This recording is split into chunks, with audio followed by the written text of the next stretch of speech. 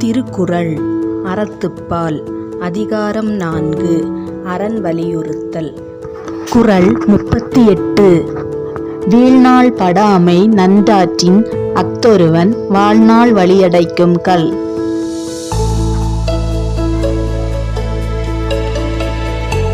விளக்கம்: ஒருவன் அறம் செய்ய தவறிய நாள் ஏற்படாதவாறு அறத்தை செய்வானானால் அதுவே அவன் உடலோடு வாழும் நாள் வரும் பிறவி வழியை அடைக்கும் கல்லாகும்.